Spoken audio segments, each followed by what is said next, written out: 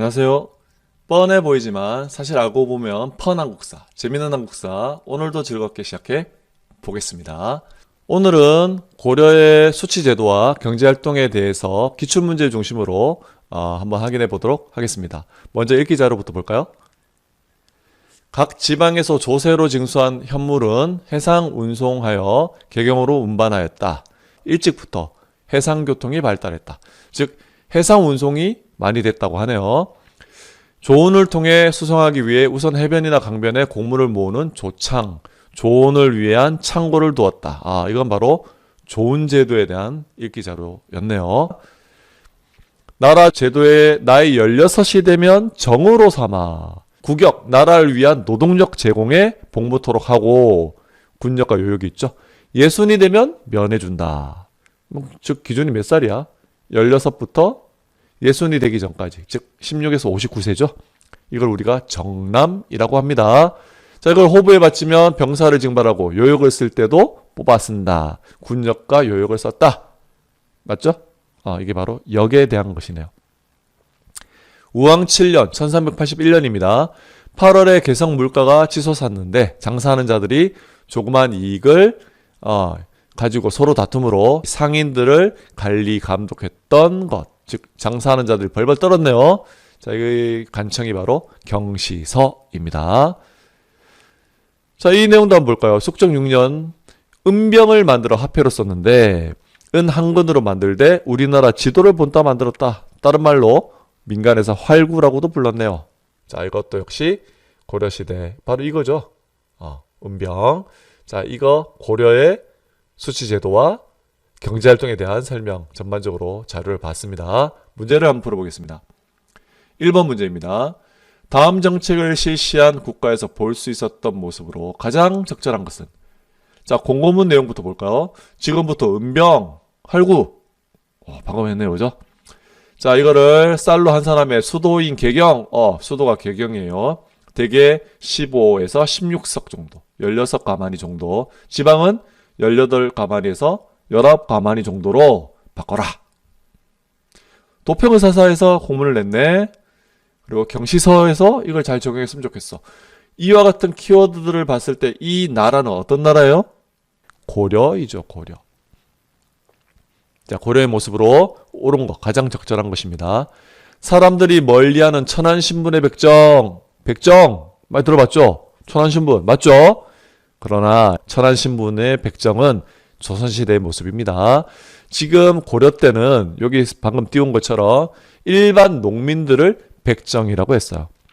국가로부터 어떤 정해진 직업으로서의 역을 부여받은 사람들은 정호라고 불렀고요.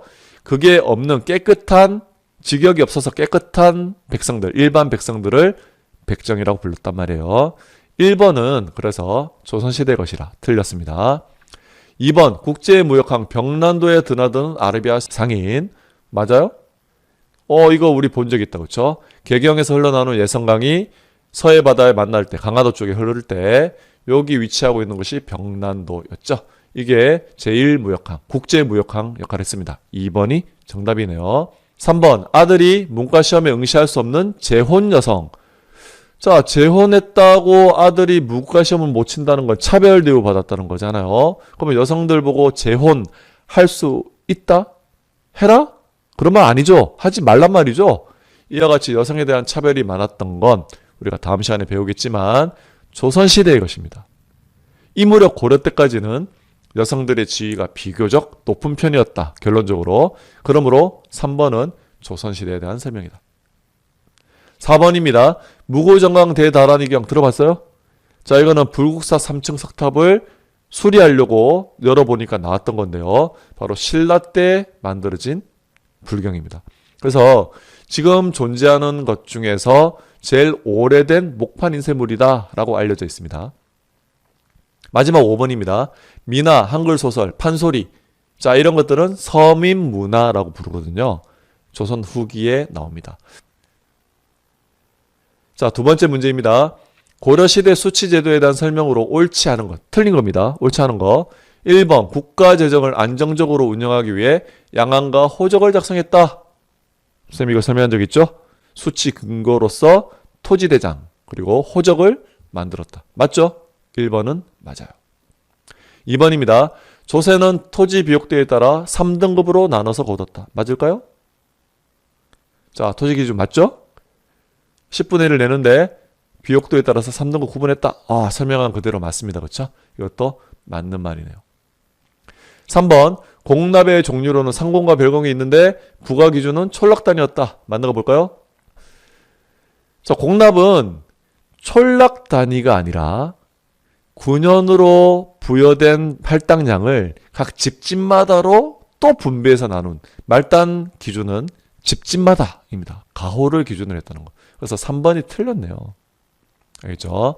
자, 그래서 지역특산물을 가호 기준으로 납부했다. 상공과 별공이 있다.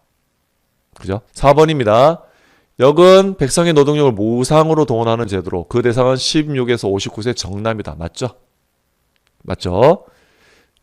5번입니다. 조세 공납역 말고도 물고기 잡을 때 또는 소금을 이렇게 만들어낼 때 세금을 거뒀거든요. 그 다음에 상업행위를 할 때도 세금을 거뒀어요. 이런 것들은 기타 세금으로서 국가 재정에 사용되기도 하였습니다. 5입니다. 자, 3번 문제입니다. 다음은 고려 후기 사원 절의 모습입니다.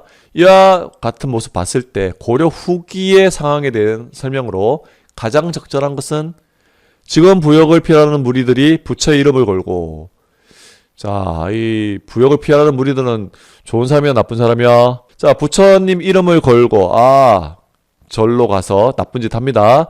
돈놀이, 고리대금업, 사치를 하거나 아니면 이 종교의 활동을 해야 되는데 농사, 축산, 그리고 장사와 같은 세속적인 일, 이걸 해서 약간 타락한 모습 보여준다. 그죠? 부정부패한 모습 보여줍니다. 세속화되었다라고 얘기할 수 있겠죠.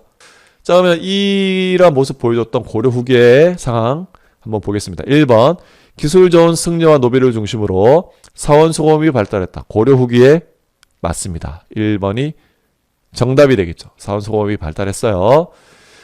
자, 2번입니다. 불교의 고고함을 비판하며 세속과 친근한 불교가 성립되었다. 아까 쌤이 불교 세속화되었다고 했으니까 그죠? 맞네요. 아닙니다. 이건 좋은 뜻이잖아. 쌤이 아까 말했던 세속화는 나쁜 뜻으로 타락했다는 뜻이거든요. 이거는 부정부패했다. 잘못된 풀이가 되겠습니다. 3번 고려 전기에 유행했던 간의 수공업이 쇠퇴했다. 고려 전기는 간청 소 중심 수공업이었다면 고려 후기에는 사원과 이 민간의 간의 수공업이 많이 발달했다. 이렇게 평가하거든요. 오히려 쇠퇴하지 않았다가 정답이 되겠습니다. 더 발달했다. 이렇게 얘기해야 되겠죠. 4번입니다. 사원 수공업과 함께 소 수공업이 중심이었다. 자, 이거는 소는 중심이 됐던 게 고려 전기 때 모습이라고 할 수 있겠죠. 주로 전기입니다. 물론 이때 없었다는 뜻은 아닙니다. 그러나 주로 전기 때 모습입니다. 5번입니다. 여전히 수공업자보다는 노비들이 수공업을 담당하였다. 이 노비는 절에서 일부 모습이고요. 대체적으로는 수공업자들 또는 일반 백성들이었죠. 노비는 일부입니다. 정답은 1번이었다. 4번 문제입니다.